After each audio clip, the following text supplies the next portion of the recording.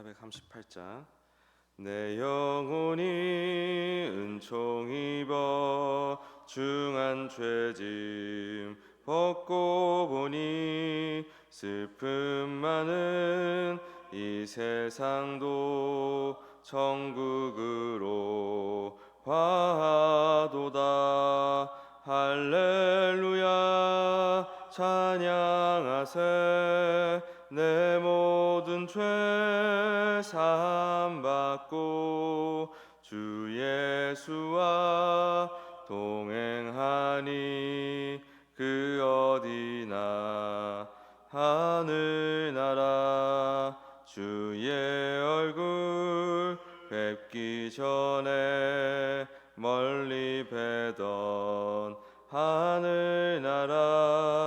내 맘속에 이루어지니 날로 날로 가깝도다. 할렐루야 찬양하세.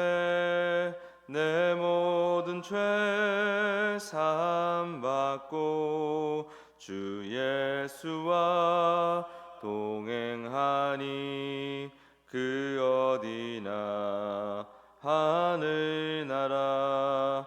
높은 산이 거친 들이 조막이나 궁궐이나 내 주 예수 모신 곳이 그 어디나 하늘나라.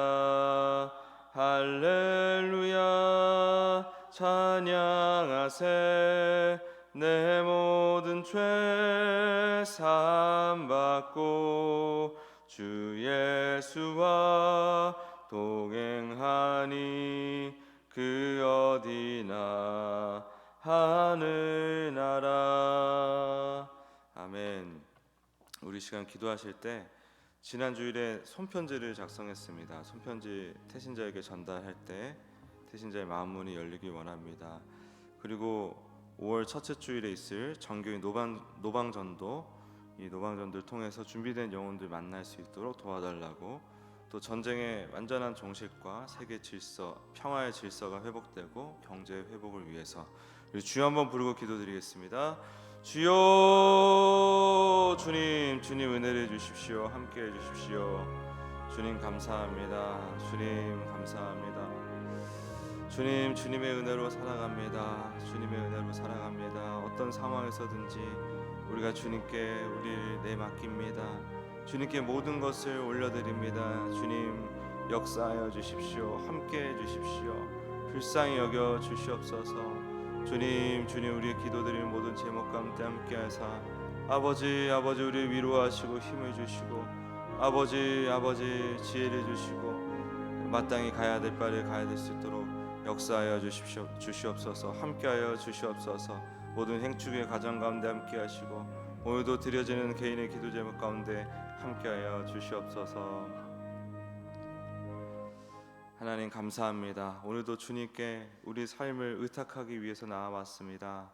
우리 마음을 위로하여 주시고 힘을 주시고 또 하루를 살아갈 용기와 지혜를 부어 주시옵소서. 감사드리며 예수님의 이름으로 기도드립니다.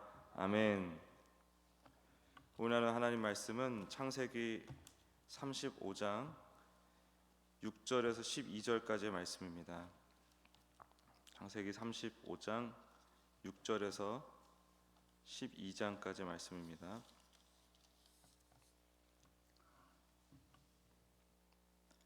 네, 같이 읽겠습니다. 시작. 야곱과 그와 함께한 모든 사람이 가나안 땅 루스 곧 베델에 이르고 그가 거기서 제단을 쌓고 그곳을 엘 베델이라 불렀으니 이는 그의 형의 낯을 피할 때에 하나님이 거기서 그에게 나타나셨음이더라. 리브가의 유모 드보라가 죽음에 그를 베델 아래에 있는 상수리 나무 밑에 장사하고 그 나무 이름을 알론 바굿이라 불렀더라. 야곱이 밧단 아람에서 돌아오매 하나님이 다시 야곱에게 나타나사 그에게 복을 주시고 하나님이 그에게 이르시되 내 이름이 야곱이지만은 내 이름을 다시는 야곱이라 부르지 않겠고 이스라엘이 내 이름이 되리라 하시고 그가 그 이름을 이스라엘이라 부르시고 하나님이 그에게 이르시되 나는 전능한 하나님이라 생육하여며 번성하라. 한 백성과 백성들의 총회가 내게서 나오고 왕들이 내 허리에서 나오리라. 내가 아브라함과 이삭에게 준 땅을 내게 주고 내가 내 후손에게도 그 땅을 주리라 하시고. 아멘.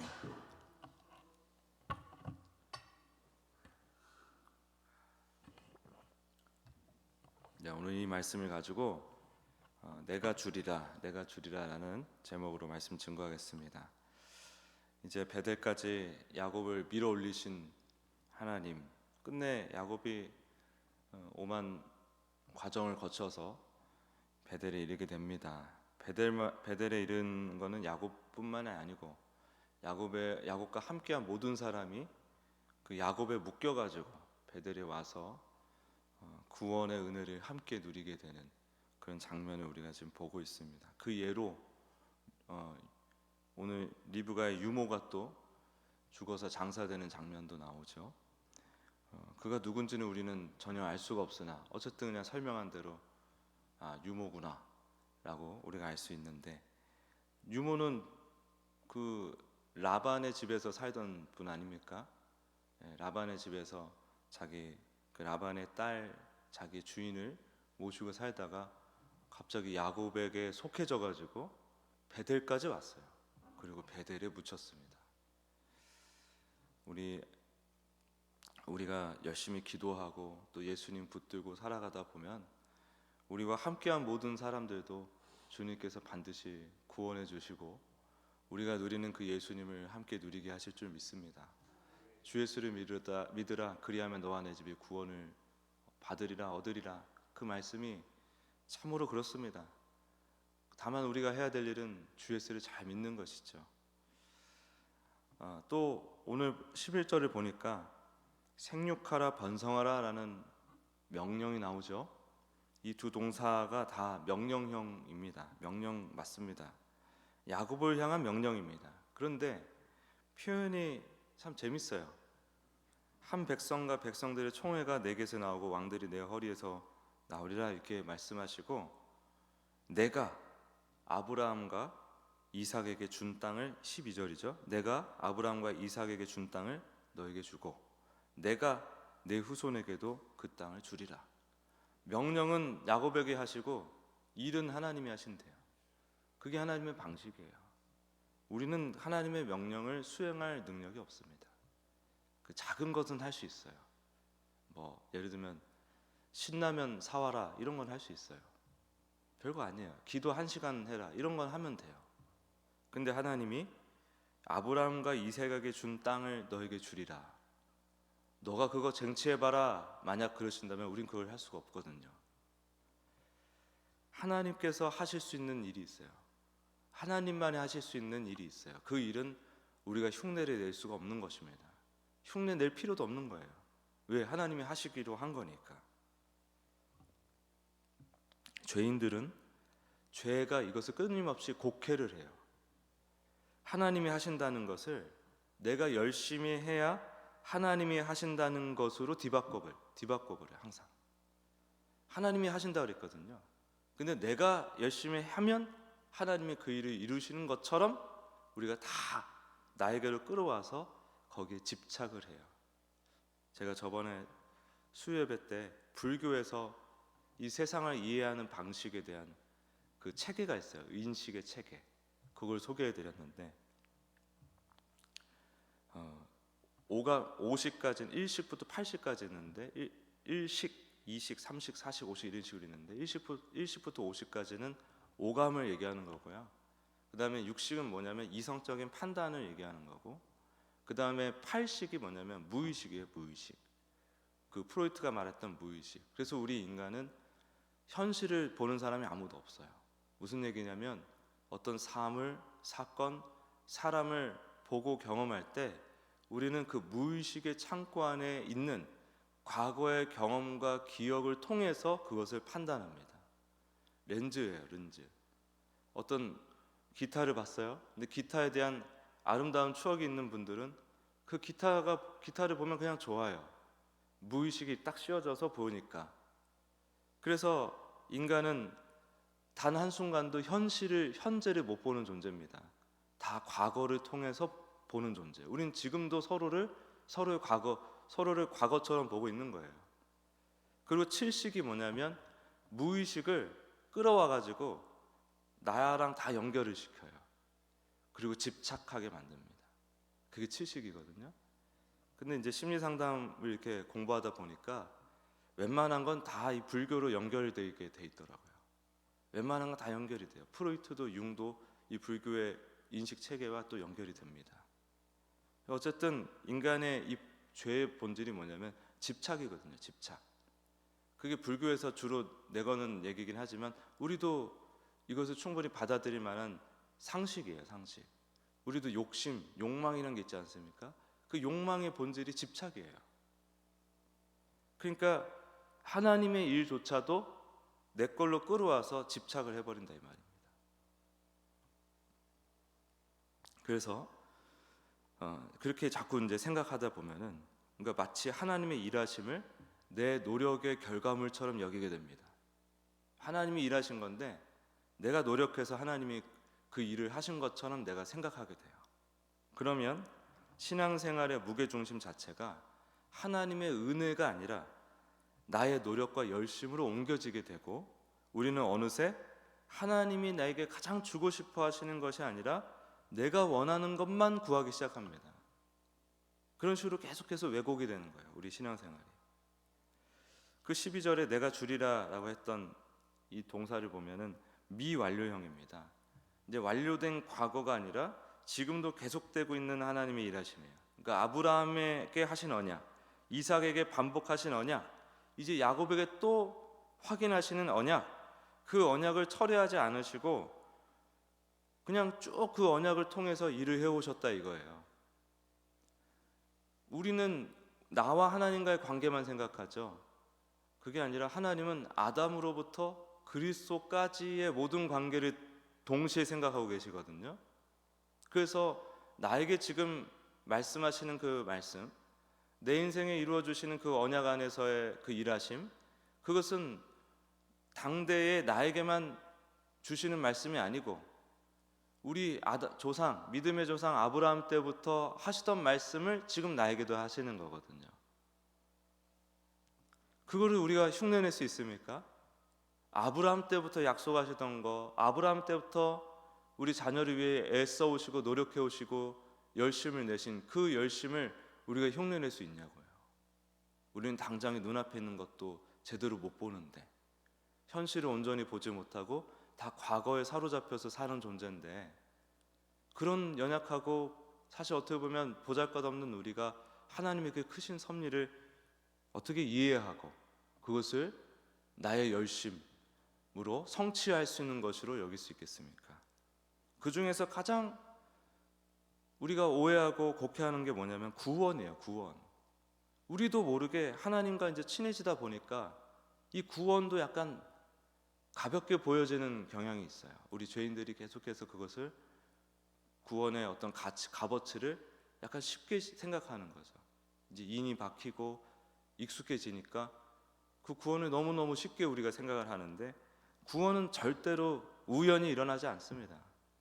구원은 하나님이 작정하시고 친히 찾아오시고 또 그 언약을 붙드시고 과거부터 현재까지 미래까지 한치 오차도 없이 이루어가고 계신 순전한 하나님의 일이에요.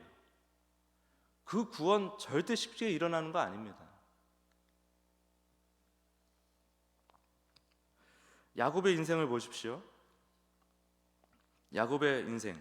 야곱이 뭐 하는 자였죠? 남의 인생 발 뒤꿈치 잡는 자였고 자기의 힘과 깨를 의지하는 자였고 심지어 하나님마저 이기려고 했던 사람이죠. 그래서 제가 말씀드렸잖아요. 이스라엘이라는 그 말이 되게 영광스러운 뜻만 가지고 있는 게 아니에요. 어이구 우리 저기 한국에서 저기 부모 때리고 이런 사람 뭐라 그럽니까? 페류나라 그러잖아요. 그런 의미예요. 그런 의미. 저거 하나님도 이겨먹으려고 했던 놈 저거. 이스라엘이 그런 뜻입니다.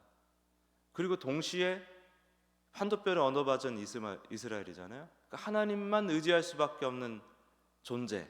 그게 이스라엘이에요. 그런 야곱을 진짜 이스라엘로 바꾸어내시는 하나님의 은혜를 생각해 보십시오.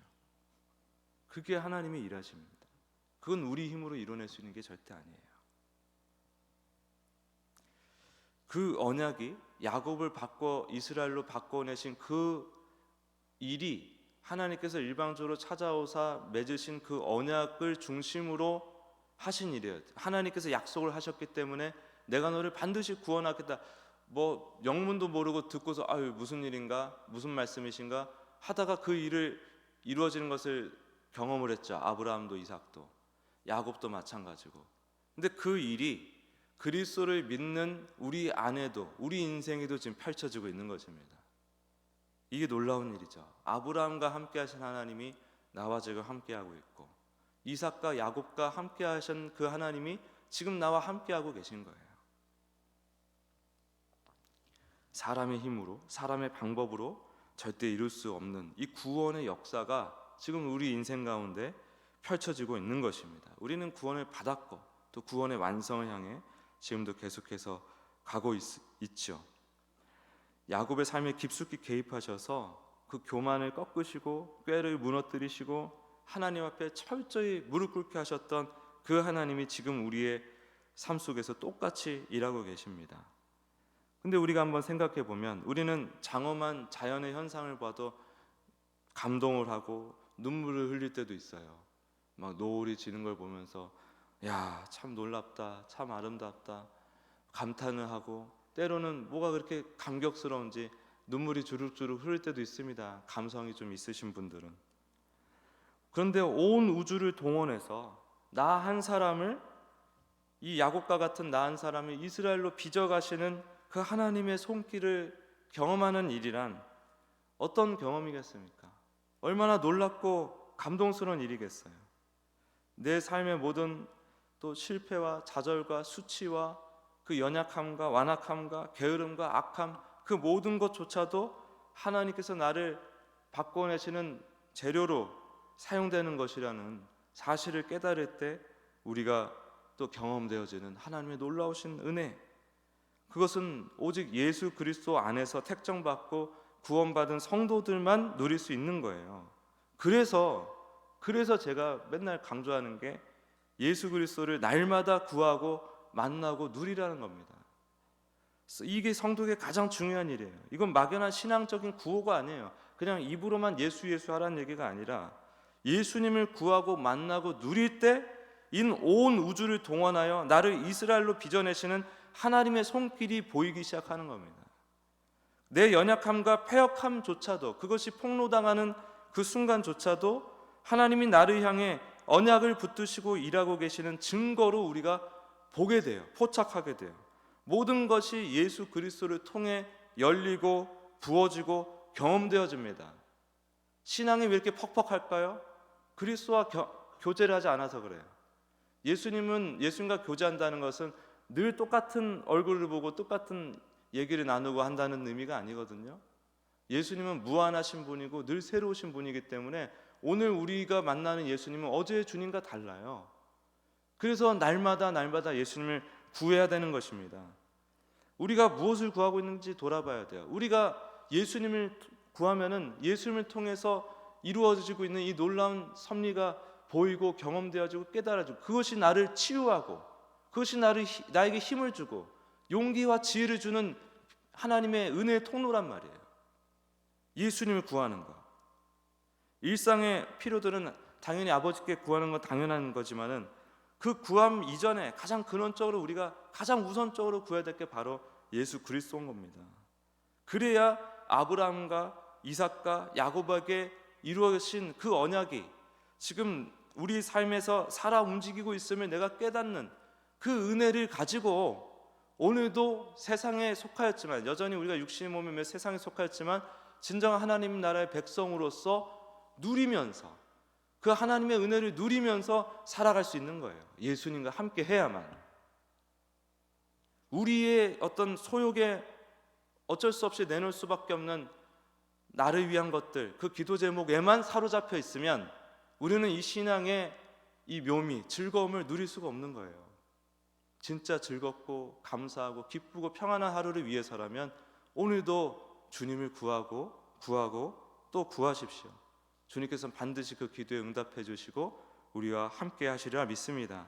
그래서 오늘도 그 예수님 안에서 나를 향한 그 사랑의 진심과 구원의 능력을 발견하고 위로를 받고 힘을 얻어 살아가는 모두가 되시길 예수님의 이름으로 축복합니다.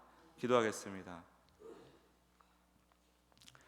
하나님, 우리를 불쌍히 여겨주셔서 우리를 위해서 지금도 일하고 계시는, 태초부터 지금까지, 아니 창세 전부터 지금까지 일하고 계신 하나님을 우리가 경험하고 깨달을 수 있도록 도와주시옵소서.